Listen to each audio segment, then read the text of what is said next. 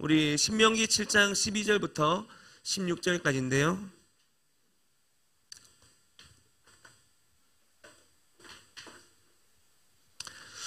(7장) 12절부터 16절까지 우리 교독하고 마지막 16절은 같이 읽도록 하겠습니다. 같이 한번 읽어보겠습니다. 너희가 이 모든 법도를 듣고 지켜 행하면 내 하나님 여호와께서 내 조상들에게 맹세하신 언약을 지켜 내게 인애를 베푸실 것이라.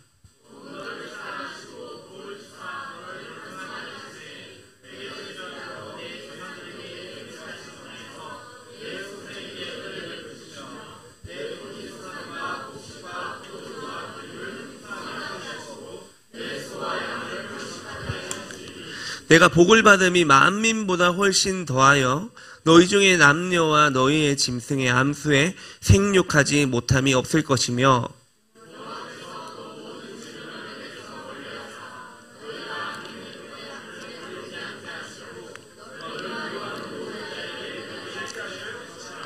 내 하나님 여호와께서 내게 넘겨주신 모든 민족을 내 눈이 긍휼히 여기지 말고 진멸하며 그들의 신을 섬기지 말라. 그것이 내게 올무가 되리라. 아멘. 할렐루야. 여러분, 우리가 살아가고 있는 이 오늘이라는 시간, 이 우리가 살고 있는 21세기, 여러분, 이 시간을 우리가 한마디로 정의를 한다면 무엇이라고 정의할 수 있을까요? 저는 여러분에게 이렇게 말씀드리고 싶어요. 이 시대는요, 열심히 노력해도 좌절하고 실망하는 일이 너무나도 많은 시대다. 우리가 열심히 노력하고 열심히 일해도 좌절하고 실망하는 일이 너무나 많은 시대. 여러분, 분명히 우리는요, 어릴 때 노력은 배신하지 않는다, 뭐 이런 말을 들으면서 자랐어요. 노력은 배신하지 않는다. 땀을 흘리면 결실을 맺고 열심히 공부하면 또 열심히 애쓰면 성공할 수 있다. 이렇게 배웠어요. 그런데 막상 우리의 삶을 돌아보면 여러분 어땠습니까? 밤낮으로 애쓰고 수고해도 노력한 만큼의 결과는커녕 오히려 예상하지 못한 어려움과 맞닥뜨릴 때가 한두 번이 아니라는 거예요. 이러한 세상의 풍조는 우리의 믿음까지도 흔들어 놓고 있습니다. 우리는 기도하고 하나님 말씀대로 살려고 애를 써요. 하나님을 위해 열심히 헌신하고 봉사합니다. 그런데도 내 가정의 문제는 해결되지 않고 내 사업은 여전히 어렵고 내 자녀의 길은 답답하기만 하다는 거예요. 내가 이렇게 열심히 믿음 생활을 하고 있는데 왜 내 삶은 여전히 이 모양인가 하는 그런 의문이 우리 마음속에 그림자처럼 드리워져요. 분명히 나는 하나님을 믿는데 그런데 우리의 삶의 결과물은 기대와는 너무나 달라서 혼란스럽다는 겁니다. 사랑하는 성도 여러분, 바로 이때 우리는 노력을 넘어선 하나님의 깊은 진리를 깨달아야 될 줄 믿습니다. 자, 오늘 본문 12절이에요. 12절. 우리 같이 한번 읽어볼게요. 시작.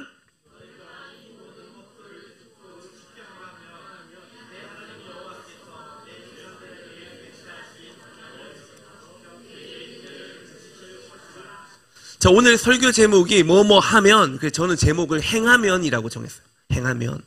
너희가 이 모든 법도를 듣고 지켜 행하면, 뭐뭐 하면, 이게 이제 히브리어로 에케브입니다. 에케브. 뭐뭐 하면, 또 다른 의미가 뭐냐면 이제 발꿈치라는 의미가 있어요. 자, 너희가 이 모든 법도를 듣고 지켜 행하면 내게 인애를 베푸실 것이라. 네가 뭐뭐 하면 이렇게 해주겠다. 여기서 너희가 뭐뭐 하면 이것이 바로 에케브예요. 에케브. 여러분, 우리는 오늘 이 신명기의 한 단어를 통해서 이 시대의 해답을 찾고자 합니다. 그 단어가 바로 에케브라는 단어예요. 이 단어 안에 세상의 좌절 속에서도 흔들리지 않고 반드시 승리하는 길, 하나님이 우리에게 약속하신 진정한 결실을 맺는 비밀이 담겨 있습니다. 이 히브리어로 에케브. 네가 뭐뭐 하면, 따라해볼까요? 에케브. 네가 뭐뭐 하면, 예. 자, 에케브는 네가 뭐뭐 하면, 네가 행하면 이렇게 될 거야. 이 결과를 의미하는 단어입니다. 결과를. 하지만 동시에 이 단어는요, 발꿈치라는 아주 독특하고도 깊은 의미가 있어요. 뭐라고요? 발꿈치. 여러분이 여기 발꿈치 한번 만져보세요. 여러분, 이 발꿈치가 위치하는 우리 몸의 포지션이 어디입니까? 가장 낮은 곳이에요. 그렇죠? 가장 낮은 곳에 위치한 발꿈치가 우리 몸 전체를 지탱하고 있습니다. 우리가 걸을 때요, 앞으로 나아가게 하는 가장 중요한 부분이 발꿈치래요. 발꿈치를 통해서 걸어 나가는 거예요. 그런데 이 에케브라는 단어가 우리의 신앙생활과도 밀접한 단어인데, 우리의 신앙생활에 접목을 해본다면 주일날 이 자리에 모여서 예배 드리는 것이 다가 아니잖아요, 우리가. 만약에 주일날 와서 예배만 드리는 신앙, 그거는요, 종교생활이에요. 예를 들면은, 여러분 이런 거예요. 우리가 주일날 예배 드리고 또 돌아가서 습관적으로 기도하고, 토라를 읽고, 말씀을 기억하고, 순종하고, 선포하고, 기도하는, 자, 이 모든 작은 습관과 행함이 에케브라는 겁니다. 에케브. 주일날 한번 예배하는 것이 우리 삶을 지탱하는 것이 아니라 에케브한 삶이 결국 우리의 삶을 지탱한다는 거예요. 하나님의 축복으로 나아가는 디딤돌 원동력이 되는 것이 바로 에케브라는 겁니다. 우리 삶에 하나님의 말씀을 에케브, 순종과 행함이 있는 삶으로 나아가야 됩니다. 자, 계속 살펴볼게요. 자, 여러분, 오늘날 우리가 살아가는 이 시대는요, 보이는 대로 움직이는 시대예요. 보이는 대로. 여러분, 우리 눈앞에요, 수많은 정보가 있어요. 그리고 수많은 가치관들이 있습니다. 우리의 눈을 통해서 홍수처럼 쏟아져 들어와요. 대개 우리에게 정보를 주는 게 스마트폰이죠. 인터넷이에요. SNS, 인스타, 유튜브. 자, 이런 것들을 통해서 우리에게 끊임없이 정보를 줍니다. 근데 뭐라고 하냐면, 이 스마트폰에 보이는 영상이나 이런 릴스나 쇼츠 이런 것들이요, 우리의 눈을 통해 끊임없이 이야기를 해요. 이야기를 합니다. 여러분, 스마트폰이 사실은 우리가 보지만 얘가 우리에게 말해주는 거예요.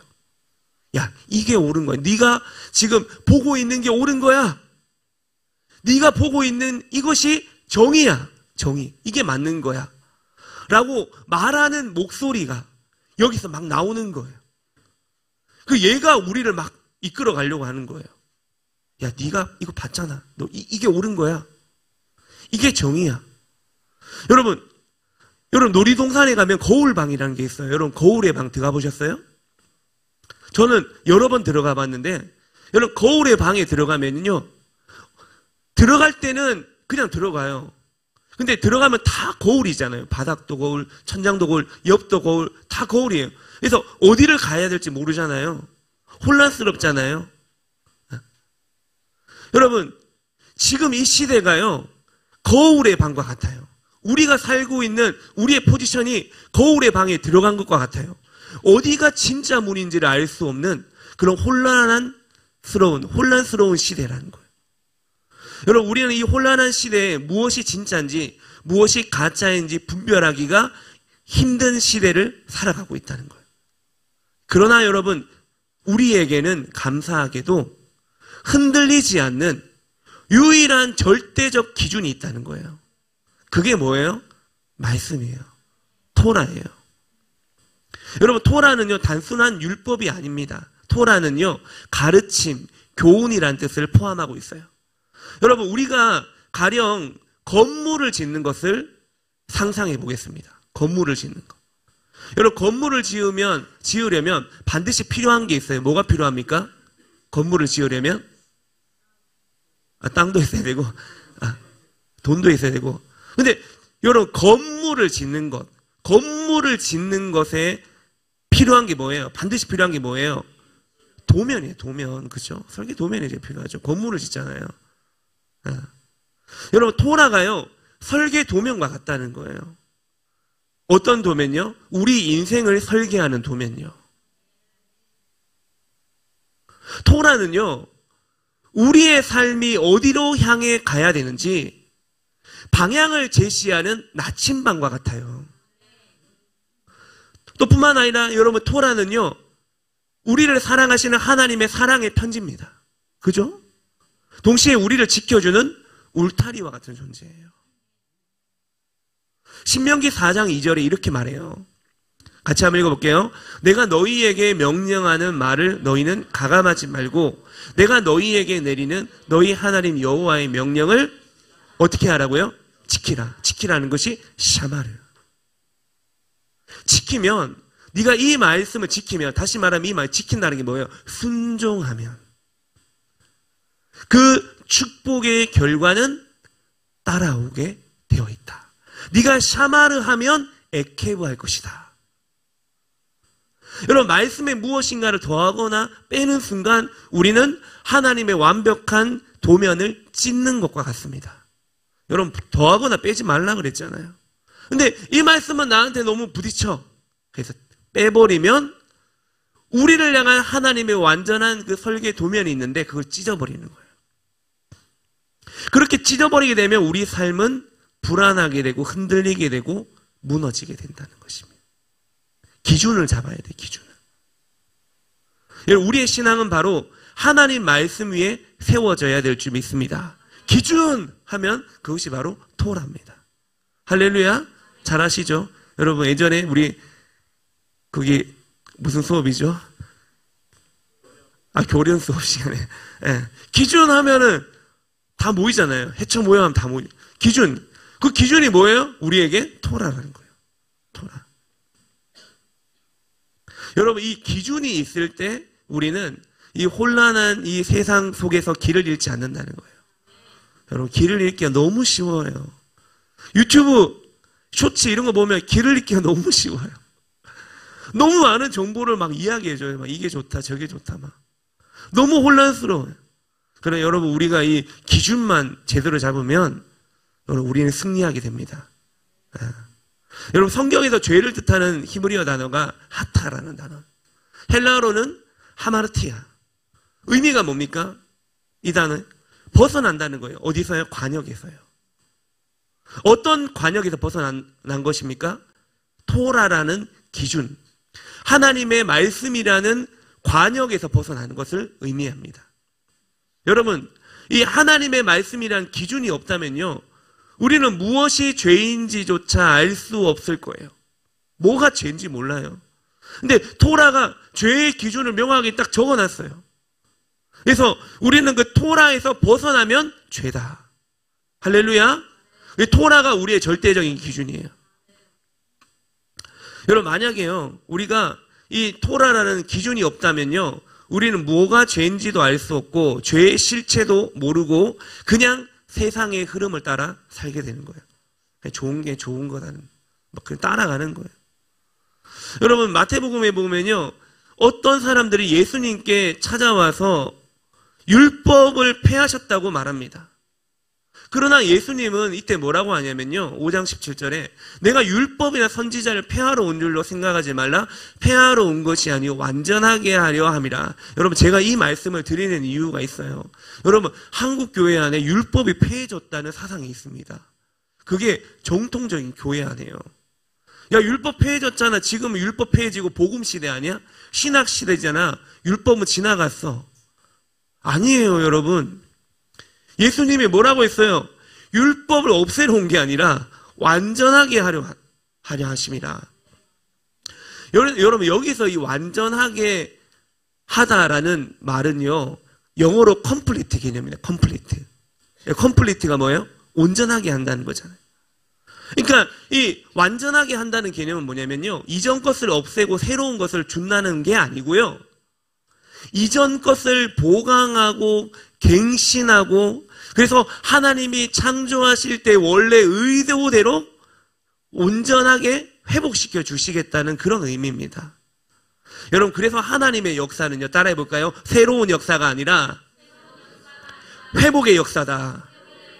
여러분, 하나님의 역사는 새로운 역사가 아니라 회복의 역사예요. 하나님은 계속적으로 우리를 회복시켜 주실 겁니다. 뭘로요? 토라로. 토라의 말씀. 하나님은 천지 창조 후에 토브, 좋았더라라고 말씀했잖아요. 토브.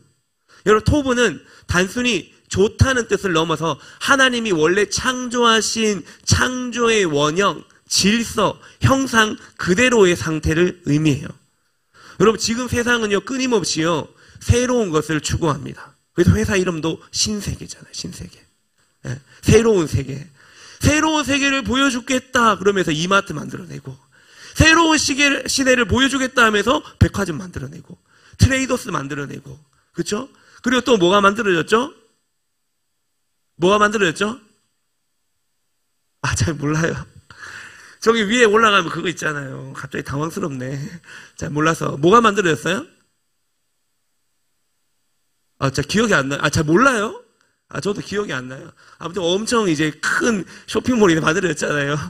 제가 갑자기 이름이 생각이, 여러분, 진짜 지워버리세요. 네. 토라에 집중해야 됩니다. 그 일이 떠올리지 마세요. 알겠죠?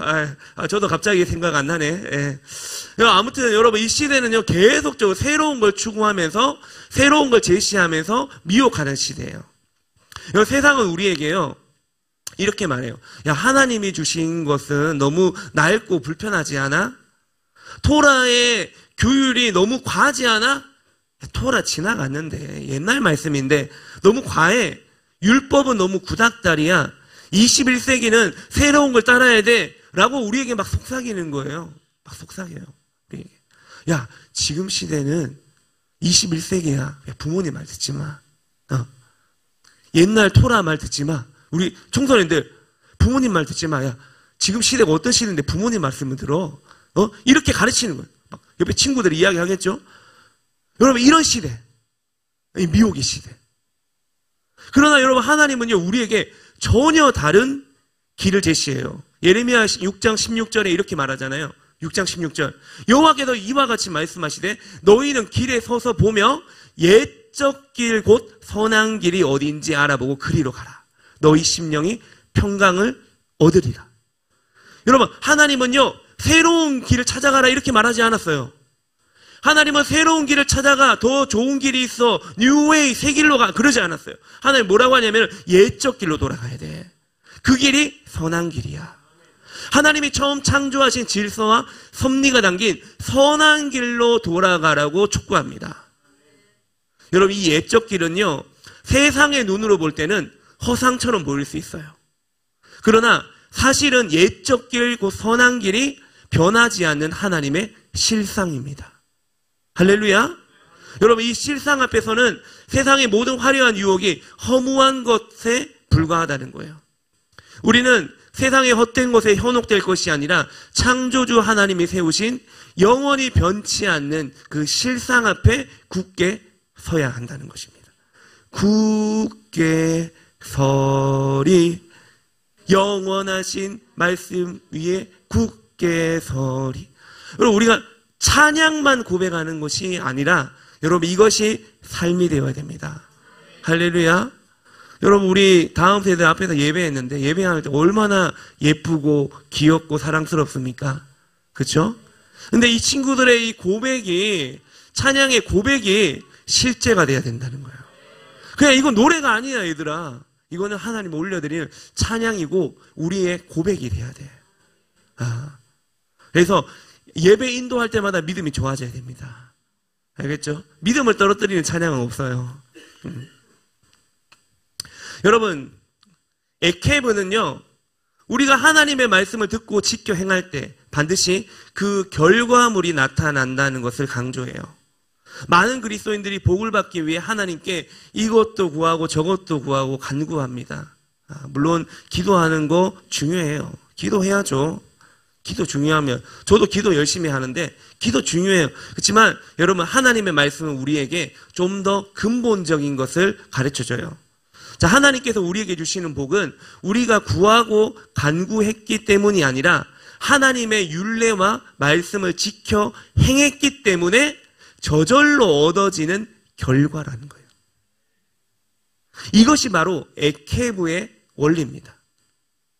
우리가 받는 복은, 우리가 누리는 복은 우리가 구하고 간구한 것 때문이 아니라 하나님의 율례와 법도를 따랐기 때문에 얻어지는 결과라는 겁니다. 여러분 이해가 되십니까? 여러분 이 복이라는 단어 있잖아요. 히브리어로 뭡니까? 바라크예요. 바라크. 이 바라크라는 단어 안에는요 2가지 뜻이 더 있어요. 뭐가 있냐면은 무릎을 꿇다라는 의미가 있습니다. 그리고 또 하나는 뭐냐면 비를 저장하는 저수지라는 의미도 있어요. 자, 무슨 말이냐? 이 바라크라는 단어가 어떤 의미냐? 우리가 하나님 앞에 복을 받기 위해서는 하나님 앞에 무릎을 꿇어야 된다는 거예요. 우리가 하나님 앞에 무릎을 꿇으면 하나님을 우리 삶의 최우선 순위로 두면 하나님의 복이 우리 삶 가운데 넘쳐 흐르게 된다는 그런 의미예요. 바라크, 복, 무릎을 꿇다, 저수지. 여러분, 우리가 무릎을 꿇으면 하나님을 최우선 순위에 두면 마치 비가 저수지에 가득 채워지면 그 다음부터 뚝을 넘어서 이제 흘러 넘치잖아요. 넘쳐 흐르잖아요. 우리 삶 가운데 하나님을 최우선 순위에 둘 때 하나님의 복이 우리 삶 가운데 흘러 넘치게 된다는 겁니다. 그리고 여러분 하나님이 복을 주실 때 하나님은 조금만 주시는 게 아니에요. 여러분 세상 사람들은 뭐 주식이나 이런 걸 하면은 10배를 찾잖아요. 근데 여러분 하나님의 나라는 10배를 넘습니다. 30배, 60배, 100배예요. 마가복음 4장 8절에 이렇게 말씀하잖아요. 더러는 좋은 땅에 떨어짐에 자라 무성하며 결실하였으니 30배나 60배나 100배가 되었다. 여러분 하나님은요 복을 주실 때 그냥 주는 게 아니라 조금만 주는 게 아니라 따라합니다. 흘러 넘치게 복을 주신다. 예, 여러분 우리가 바라크 하나님 앞에 무릎을 꿇고 하나님 앞에 나아가면 우리의 삶을 하나님 앞에 최우선 순위로 하나님께 올려드리면 여러분 하나님이 흘러 넘치게 복을 주신다는 거예요. 근데 하나님께서 흘러 넘치게 주시는 복 중에 하나가 뭐냐면 자녀를 주시는 복입니다. 근데 자녀는 여러분 그냥 얻어지는 존재가 아니죠. 성경은 자녀를 단순히 낳는 존재라고 말하지 않고 시편 127편에 보면 이렇게 말해요. 태의 열매라고 합니다. 태의 열매. 열매는 나무의 영양분과 환경의 결과물이잖아요. 열매는. 여러분 좋은 열매를 맺으려면 사과나무를 심었어요. 좋은 사과를 따먹으려면 첫 번째 좋은 토양이어야 돼요. 땅이 좋아야 돼요. 두 번째 충분한 햇빛을 공급받아야 돼요. 그리고 세 번째 끊임없이 물을 공급받아야 됩니다. 그래야지 좋은 나무가 좋은 열매를 맺게 됩니다. 우리의 자녀 또한 부모의 삶과 영적인 상태의 결과물이라는 거예요. 결과물이에요. 자녀는. 그러므로 자녀가 복을 받도록 해야 한다는 것은 단순히 자녀를 위해 기도만 하라는 뜻이 아닙니다. 여러분 우리 자신이 먼저 말씀이라는 토양 위에 굳건히 서고 말씀의 물을 마시고 말씀의 빛을 쫓아 살아가는 것, 그 자체가 바로 자녀에게 가장 큰 복을 물려주는 길입니다. 그래서 여러분 부모의 삶이 태교입니다. 부모의 삶이 양육이에요. 따라해 볼까요? 부모의 삶이 태교가 되고 양육이 된다.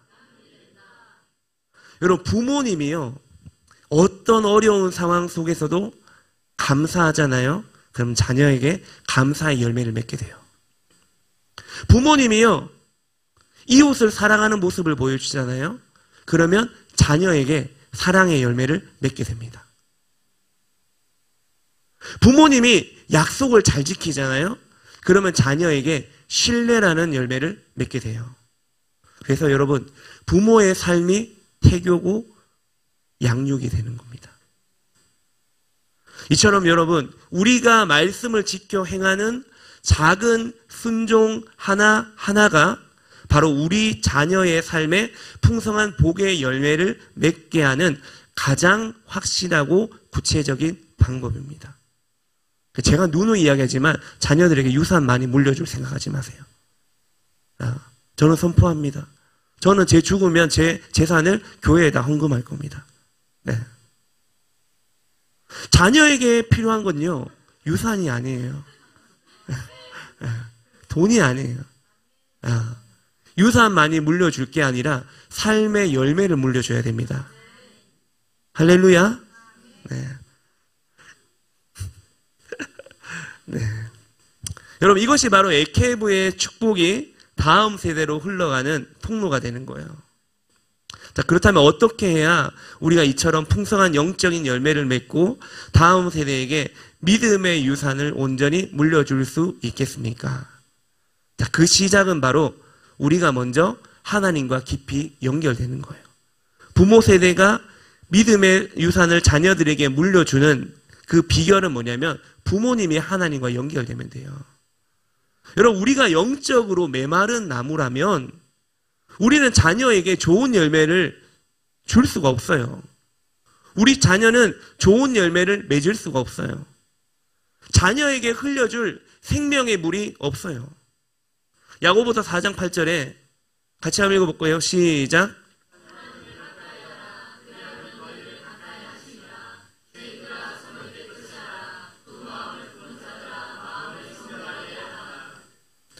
자, 여러분, 하나님을 가까이 하라. 그리하면 너희를 가까이 하시리라. 여러분, 우리 안에 하나님을 사모하는 마음이 있을 때 우리의 그릇이 넓어지고 하나님께 더 깊이 붙어 있을 때 하나님의 복은 다음 세대를 향한 생명의 강물처럼 한량없이 부어지게 될 것입니다. 혹시 여러분 중에 지금 광야의 길을 걷고 계신 분이 계십니까? 힘들고 어렵다고 생각하십니까? 아닙니다. 여러분, 광야의 시간은요, 힘든 길이 아니라요, 하나님과 하나가 되는 친밀함을 누리는 복된 길입니다. 여러분, 하나님이 이스라엘 백성들을 40년 동안 광야 길을 걷게 했잖아요. 근데 그 광야 길을 걷게 한 이유가 뭐예요? 하나님의 말씀으로 사는 방법을 가르치기 위해서예요. 신명기 8장 3절이에요. 너를 낮추시며 너를 줄이게 하시며 또 너도 알지 못하는 내 조상들도 알지 못하던 만나를 내게 먹이신 것은, 자, 이게 뭐예요? 광야 생활 이야기잖아요. 내게 먹이신 것은 그 다음 뭐라고요? 사람이 떡으로만 사는 것이 아니요 여호와 입에서 나오는 모든 말씀으로 사는 줄을 네가 알게 하려 하심이니라. 여러분, 하나님이요 이스라엘 백성들 광야 생활 하게 하신 이유가 뭐예요? 목적이 뭐예요? 야, 너 말씀으로 살아야 돼.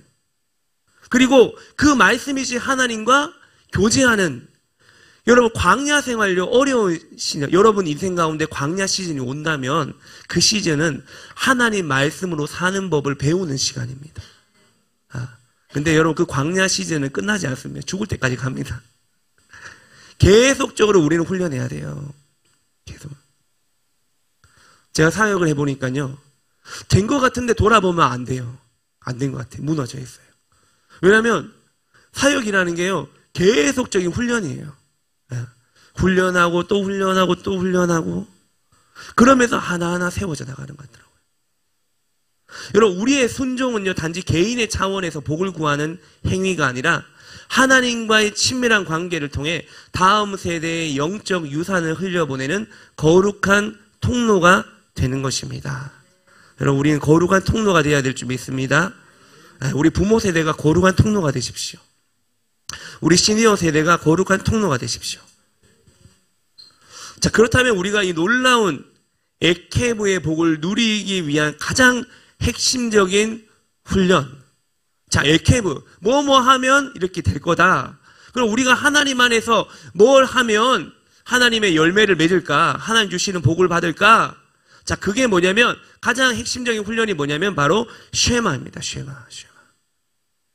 여러분, 이 쉐마는 듣는다는 뜻이잖아요. 그런데 이것은요, 단순히 귀로 듣는 것을 넘어선 영적인 들음이에요. 영적인 들음. 이것은 마치 태초에 하나님께서 빛이 있으라고 말씀하실 때 그 말씀에 온 우주 만물이 반응했던 것처럼 우리의 영이 하나님의 음성에 온전히 반응되어지는 것입니다. 그런데 여러분, 이 쉐마의 들음은 반드시 아인, 즉 영적으로 보는 것과 연결되어 있어요. 자, 쉐마는 뭐와 연결되어 있다고요? 아인, 보는 것과 연결되어 있다는 거예요. 자, 여러분, 아인은 히브리어로 눈이라는 의미예요. 눈. 단순히 육체의 눈이 아닙니다. 이건 그냥 내 몸에 붙어있는 눈이 아니에요. 이것은 마치 성경에서 하나님의 임재를 본다고 할 때 사용되는 것과 같은 신령한 눈, 영적인 눈을 의미합니다. 신명기 4장 35절에 이렇게 말씀해요. 같이 한번 읽어볼게요. 시작.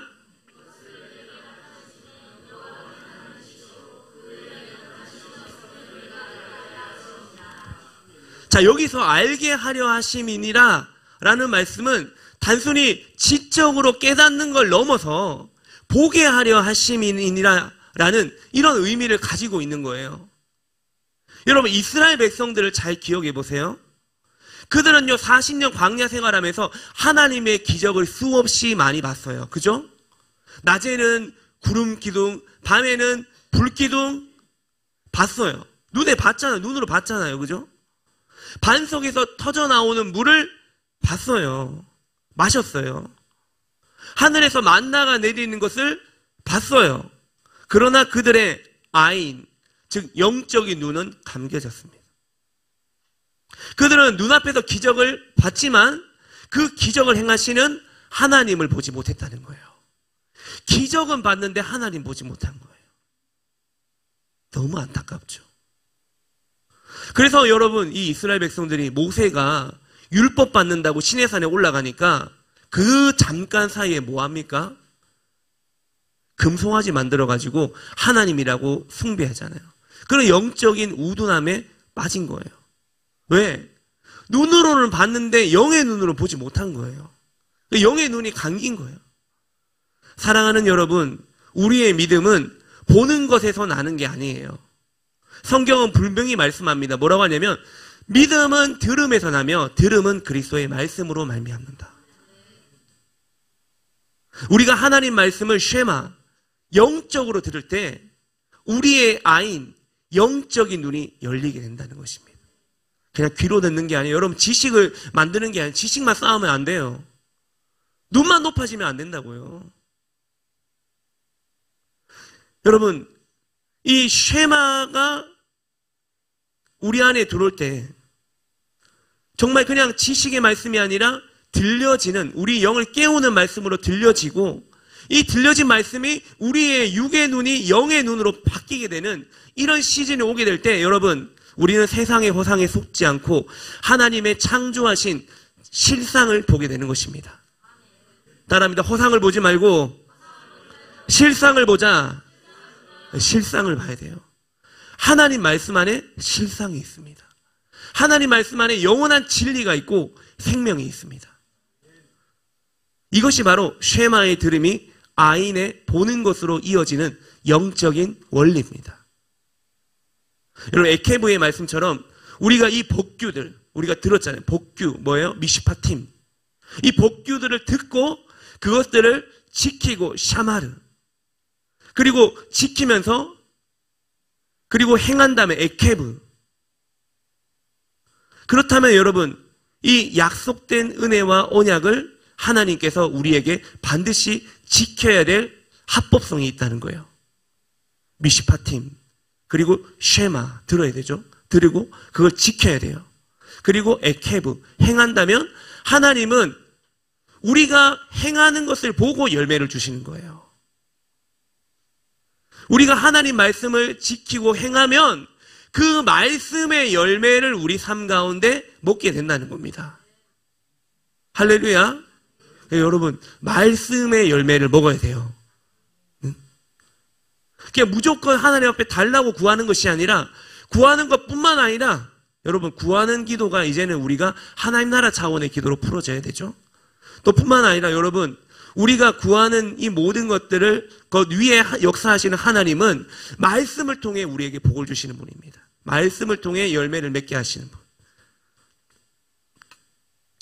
그래서 여러분, 듣는 것은 영적인 차원이고요. 지키는 것은 우리의 의지적인 차원이고요. 그리고 행하는 것은 영혼, 육의 전인적으로 말씀을 살아내는 훈련입니다. 여러분, 하나님은요, 우리에게 완벽한 신앙생활을 요구하는 건 아니에요. 완벽한 신앙생활을 요구하는 건 아니에요. 중요한 건요, 하나님의 말씀을 의지하고 포기하지 않고 계속 듣고 계속 보려고 하는 훈련을 해나가길 원하신다는 겁니다. 여러분, 우리가 살면서 넘어질 수 있어요. 그죠? 실패할 수 있습니다. 그러나 중요한 것은 넘어졌다고 해서 포기하는 것이 아니에요. 다시 일어서려는 결단이 중요합니다. 잠언 24장 16절에 대저 의인은 7번 넘어질지라도 다시 일어나려니와 악인은 재앙으로 말미암아 엎드러지느니라. 여러분, 어린아이가 걷기 위해 수천 번 넘어져도 걷는 것을 포기하지 않잖아요. 우리는 하나님 말씀에 순종하는 삶을 포기하지 않아야 한다는 겁니다. 여러분, 끝까지 포기하지 않으리. 여러분, 완주는 포기하지 않는 자가 완주하는 거예요. 주님이 우리에게 언제 1등으로 달리라 그랬습니까? 2등 하라 그랬어요? 끝까지 완주하라고 했습니다. 여러분, 우리의 믿음의 여정은 완주가 중요한 거예요. 이것이 바로 쉐마와 아인의 영성, 즉 하나님의 음성을 듣고 그분의 영광을 바라보며 끊임없이 나아가는 믿음의 발걸음이다. 할렐루야. 여러분, 지금요 우리는 이 시대를 마지막 때라고 합니다. 동의하십니까? 이 마지막 때를 살아가는 우리는 깨어 있어야 되고 진짜 마지막 때를 준비하는 교회를 분별할 줄도 알아야 됩니다. 여러분, 세상은요 끊임없이 새로운 것과 허상을 추구하며 우리의 눈과 귀를 빼앗으려고 해요. 스마트폰, 유튜브, 또 지금 이제 VR이라는 게 나왔죠. VR, 가상현실 세계. 이런 미디어들, 우리의 육감을 자극하는 이런 미디어들, 끊임없이 우리의 육감을 자극하고 쾌락을 추구하게 하는 것들. 여러분, 우리가 1시간 동안 유튜브 영상을 보는 것과 1시간 동안 무릎 꿇고 기도하는 것 중에 어느 것이 더 수고스러운 일입니까? 여러분, 1시간 동안 유튜브로 그냥 설교 듣는 거하고 이 자리에 와서 예배 드리는 거하고 어느 게 더 수고스러운 일이에요? 이 자리에 앉아서 예배하는 게 더 수고스러운 일이죠. 여러분, 지금은요 손가락 하나만 움직이면 수십 개의 영상을 볼 수 있습니다. 여러분, 수십 개의 영상을 보는 것과 손에 성경을 들고 한 장의 말씀이라도 깊이 묵상하는 것은 전혀 다른 노력이라는 거예요. 전혀 다른 노력. 여러분, 세상의 미디어의 특징은 뭐냐면요, 쉽고 편한 길로 우리를 인도합니다. 왜? 접근이 좋아야 되거든요. 접근이 좋아야 트래픽이 쌓이고, 트래픽이 쌓여야 많은 사람들이 보게 되고, 많은 사람이 봐야지 광고비가 나오거든요. 돈이 되거든요. 세상의 시스템은 계속적으로 우리를 쉽고 편한 길로 이끌어갑니다. 그래서 하나님의 임재 앞에 서기 위해 필요한 수고를 피하게 만들어요. 야, 그렇게 힘들게 하나님 섬길 필요가 있어? 그렇게 힘들게 예배할 필요가 있어? 야, 편하고 좋은 방법이 이렇게 많은데 뭘 굳이 그렇게 교회 가서 기도하고 기도의 집 예배한다고 하고 그렇게 시끄럽게 떠들면서 기도할 그런 이유가 있어? 쉽고 편한 길을 계속 이야기하는 거. 교회도 마찬가지예요. 교회도 마찬가지. 오늘날의 교회도 마찬가지. 오늘날의 교회도 뭐하러 예수님이 귀 먹었냐 그렇게 크게 기도하냐. 예수님 다 아셔. 기도 오래 안 해도 돼. 적당히 신앙생활하는 게 좋은 거야. 중간으로 가. 회색지대에 사는 게 가장 편안한 길이야. 세상은 그렇게 이야기해요. 교회들도 그렇게 이야기합니다. 그런 교회들이 점점 늘어나고 있어요. 점점 늘어나고 있어요. 일주일에 한 번만 예배 드리면 되지. 뭐하러 그렇게 많은 예배를 드리냐. 삶 가운데 하나님의 말씀을 이루어야 돼. 말은 좋아요. 말은 좋아. 그러나 일주일에 한 번 드린 예배로 일주일을 살아간다? 쉽지 않습니다. 어렵습니다. 불가능에 가까운 걸 도전하고 있는 시대예요, 지금. 한국교회가 불가능에 가까운 걸 도전하고 있습니다, 성도들에게. 지금 이런 시대예요. 여러분, 하나님 보실 때 어떤 수고를 받으실까요? 어떤 신앙을 귀하게 여기실까요? 여러분, 우리는 하나님 임재 안에 머무르기 위해서 몸부림을 쳐야 돼요. 몸부림을 쳐야 돼요. 기도의 집 예배, 왜 우리가 주야 기도까지 바라보면서 아침 10시부터 오후 10시까지 12시간 교회 본당 열어놓고 그 가운데 예배하고 디보션하고 하프앤볼하고 하잖아요. 인터세션하고 하잖아요. 왜 우리가 이런 예배를 수고스럽게 예배하는 것입니까? 우리 안에 끊임없는 몸부림이에요. 하나님과 친밀함, 하나님의 임재를 경험하기 위한 몸부림이라고, 몸부림. 여러분, 그러나 그렇지 않은 교회들이 많다는 거예요. 심각해요, 지금. 교회가 병이 걸렸어요, 병. 여러분, 하나님의 말씀만이 우리의 유일한 기준입니다. 그죠? 여러분, 이 시대는요, 이 씨름해야 되는 시대예요. 씨름해야 되는 시대. 여러분, 교회가 가장 위험한 때가 언제냐면, 역사를 돌아보면 외부의 박해가 아니에요. 여러분, 외부의 박해가 심하면 심할수록 주의 교회는 흥왕했습니다. 초대교회가 그렇잖아요.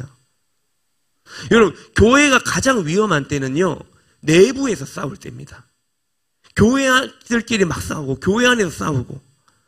여러분, 한국 교회 안에는요, 썩어 들어가는 암덩어리와 같은 것들이 많아요. 제가 볼 때는 이건 도려내지 않으면, 도려내서 잘라서 없애버리지 않으면 다 무너질 만한 뭐 그런 것들이 있어요. 뭐 특히 뭐냐면 WCC 같은 것도 있잖아요. 종교통합주의. 이런 것들은 거의 암덩어리거든요. 그 배경이 공산주의입니다. 잘 몰라요. 제가 이 이야기도 하고 싶지만, 여러분, 이들이 강조하는 게 뭐냐면 교회들의 연합입니다.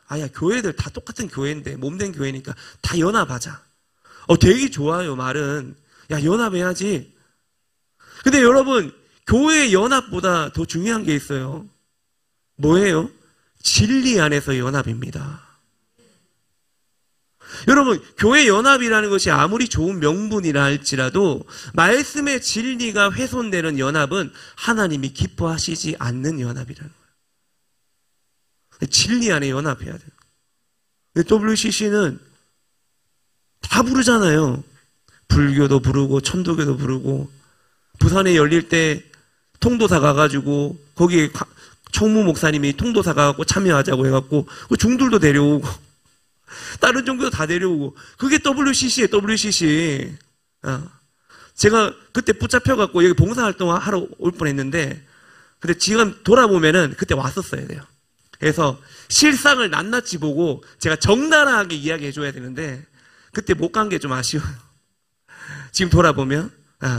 근데 여러분, 이런 것들, 여러분, 교회는요, 진리 안에 연합이 일어나야 됩니다. 여러분, 진리의 타협은 성도가 하나님 앞에 설 수 없도록 만드는 것이고, 적그리스도의 사상에 물들게 하는 것입니다. 이 교인들을 통째로 지옥에 가게 하는 거예요. 이거 얼마나 여러분 끔찍한 일입니까? 평생 교인들 뭘 알아요, 여러분? 양들이 뭘 알겠습니까? 그냥 목사님 존중하고 교회 와서 11조하고 헌금하고 열심히 교회 봉사했는데, 그 교회가 WCC하고 종교통합하는 교회야. 통째로 지옥 가요. 얼마나 불쌍해요, 여러분. 평생 동안 교회를 위해 자기들은 그게 맞다고 생각하고 헌신했는데 나중에 가는 길이 달라. 나는 열심히 교회 생활하고 예수님 믿으며 천국 가는 줄 알았는데 가는 길이 다른 거예요. 얼마나 끔찍한 일이에요, 여러분. 그런 일들이 일어나고 있다. 여러분, 진리의 타협은 있을 수 없는 일이에요. 그죠? 그래서 여러분, 이런 사상에서는 우리가 과감하게 탈출해야 됩니다. 제가 한 가지 이야기하고 결론 맺고 말씀 마치려고 해요. 제가 몇 주 전에 우리 교회 한 청년과 집 앞에서 대화를 나눈 적이 있어요. 제가 이 친구와 대화를 하면은 거의 1시간 이상이에요. 집 앞에서 1시간 이상입니다. 1시간 이상. 이 남자 청년인데, 이 청년이 말도 잘하고 질문도 잘해요. 되게 질문도 많고, 이 친구가 이제 여러 가지 이제 고민을 털어놓고 이제 저한테 이렇게 묻는 거예요. 이제 그 전에까지는 어떤 이야기냐면 이제 우리가 이제 선교 이야기하고 뭐 이런 이야기 했거든요. 우리 선교를 한번 준비해볼까? 키퍼스 스쿨에서 우리 아웃리치한 가볼까? 이런 이야기. 어디에 가볼까? 이런 이야기 쭉 하다가 이 친구가 갑자기 저한테 이런 이야기 했어요. 목사님이 모실 때는 저 안에 어떤 부분을 좀 제가 발전시켜야 될까요? 이런 질문을 하는 거예요. 목사님, 저 안에 어떤 부분에 좀 발전이 있으면 좋을까요? 이런 질문을 하는 거예요. 제게 필요한 게 뭐라고 생각하세요? 이런 질문을 했어요. 갑자기 약간 좀 뜬금없었는데, 제가 그때 좀 당황했는데 제가 망설이지 않고 뭐라고 했냐면, 있잖아. 주일 성수부터 제대로 하는 게 좋겠다. 제가 그렇게 이야기했어요. 그 친구가 지금 주일 성수가 잘 안 되거든요. 하나님은 네 영혼이 잘된 같이 범사가 잘 된다고 하셨어. 그러자 이 친구의 얼굴이 굳어졌어요. 그리고 그 가운데 마음에 있던 숨겨두었던 깊은 고민이 터져 나왔습니다. 목사님, 제가 지금 주일 성수까지 지킬 형편이 안 돼요. 자기는 이 직장에서 나오면 갈 데가 없대요. 알바 천국이나 인크루트 사이트에 들어가봐도 자기에게 맞는 자리가 없다는 거예요. 그리고 자기가 있는 자리만큼 월급을 주는 곳이 없대요. 목사님 말씀처럼 주일을 지키면 자기 굶어 죽을 수 있다는 거예요. 여러분, 이 청년의 절규가 느껴지십니까? 여러분, 세상의 눈으로 볼 때는 너무나 당연한 걱정이죠. 갈 곳이 없는데, 당장 먹고 살 길이 막막한데, 어떻게 눈에 보이지 않는 하나님 말씀만 믿고 무작정 주의를 지키겠냐는 거예요. 이 자리에 와서 앉아 있겠냐는 거예요. 굉장히 합리적인 이야기죠. 그런데 여러분, 이게 믿음의 고백이 아니에요. 그때 제가 뭐라고 이야기한 줄 알아요? 있잖아, 이직은 믿음으로 하는 거야. 이직은 믿음으로 하는 거야. 세상은 너에게 환경을 보라고 말해. 그러나 하나님은 우리의 믿음을 보신다? 어떤 믿음요? 말씀을 믿는 믿음요. 하나님은 우리에게 말씀을 믿는 믿음, 에케브한 믿음을 보신다는 거예요. 여러분, 이게 바로 에케브의 원리예요. 우리가 작은 순종의 발걸음을 뗄 때 에케브의 원리가 작동하기 시작하는 겁니다. 그때 하나님께서 전혀 다른 하나님의 길을 열어주시는 거예요. 사랑하는 성도 여러분, 이 청년의 이야기는 사실 우리 모두의 이야기예요. 눈에 보이는 것이 없어도 말씀에 순종하여 발걸음을 떼는 것, 그게 바로 에케브의 삶이에요. 세상의 논리와 허상을 쫓지 말고 오직 하나님의 말씀이라는 실상에 순종할 때 하나님은 반드시 응답하신다는 거예요. 여러분, 이것이 우리가 세상의 허상에 속지 않고 말씀으로 분별하며 살아가는 가장 확실한 방법입니다. 결론입니다. 사랑하는 성도 여러분, 신명기 에케브 말씀은 단순한 율법 준수를 넘어서는 순종의 깊은 의미와 그로 인해 주어지는 하나님의 풍성한 축복을 강조하는 내용이에요. 우리는 마지막 때를 살아가는 성도로서 하나님의 말씀을 삶의 절대적인 기준으로 삼고 쉐마의 훈련을 통해서 하나님의 음성에 귀를 기울여야 돼요. 그리고 넘어지고 실패하더라도 포기하지 않는 믿음을 가지고 끊임없이 나아가야 됩니다.